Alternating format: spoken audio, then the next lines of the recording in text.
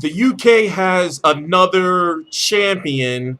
I forgot how many they have now. I believe 11 or 12. Correct me if I'm wrong. But now they have the most championships as far as a country, in boxing. I'm T-Street Controversy. This is T-Street Controversy Live. Tony Bellew, you may know him from fighting Adonis Stevenson a few years ago at light heavyweight. Tonight defeated llunga Makabu, who had 18 knockouts in 19 fights via third round stoppage. Basically, he knocked him out. He put him to sleep. I'm happy for Tony Bellew, but now he's talking like he's talking some big shit. Let me turn it up. I thought it would be over by now.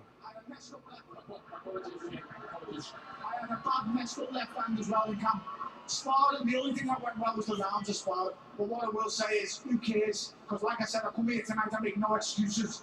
I come here tonight as challenger. I leave as champion of the world. Well, not being disrespectful, all right? Just relax. Take a joke.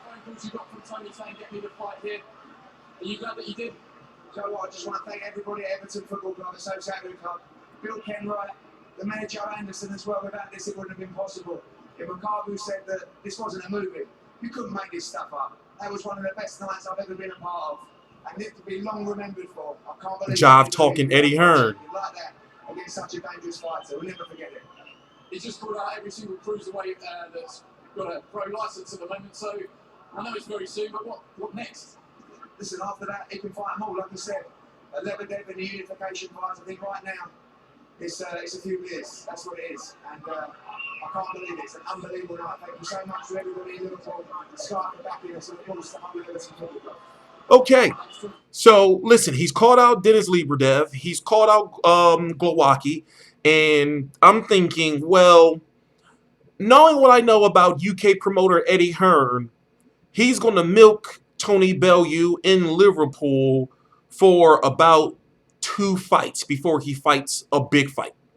Now, when it comes to the cruiserweight division, it's starting to come alive. There's some good names in the cruiserweight division.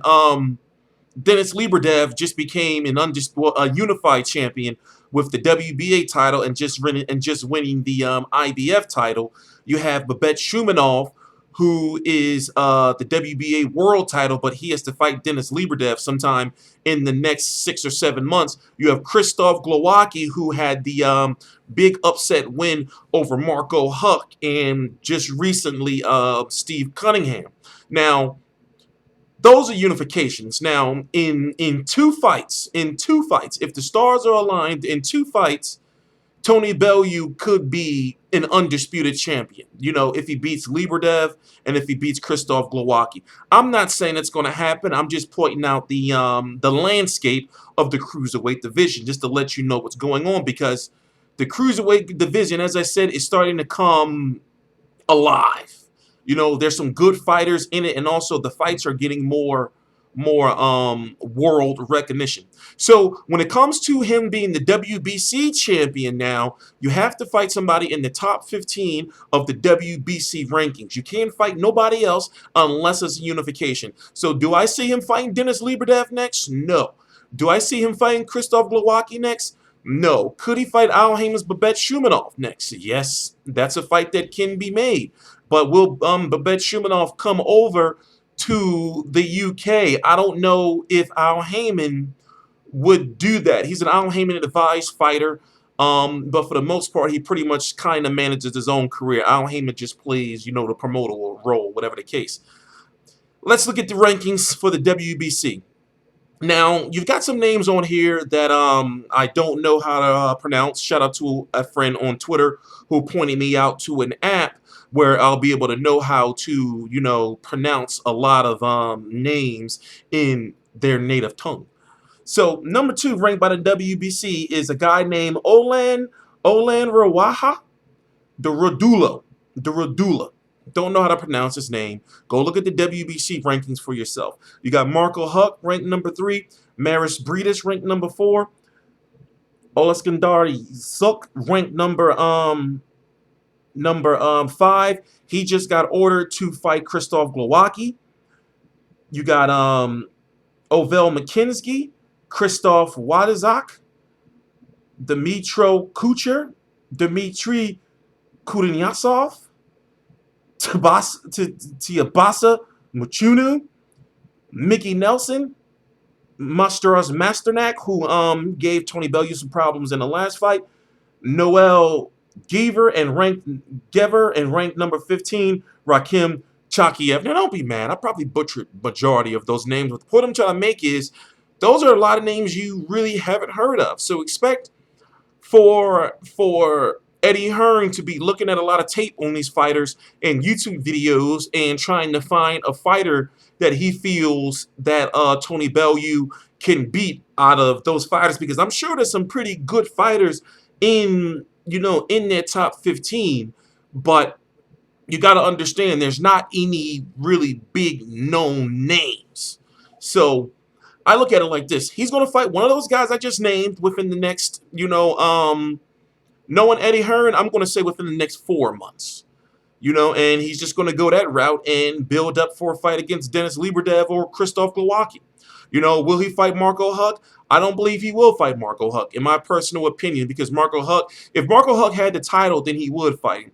But I don't feel that Eddie Hearn will put him in with Marco Huck at this point in time in his career. Remember, Eddie Hearn is a promoter, and if you look at his matchmaking, when you look at the matchmaking that he's done with Anthony Joshua, the matchmaking that he's done with Kell Brook, the matchmaking that he's doing with Soderlund, with George Groves, the matchmaking for Caleb Smith, the matchmaking for Steven Smith, and the list goes on. Luke Campbell. You start to see a pattern. You start to see a pattern, especially once one of his guys wins a title. So, I'm just making an educated guess. Like I said, go look at the WBC top 15, and I pretty much can guarantee you that he's going to fight one of those guys.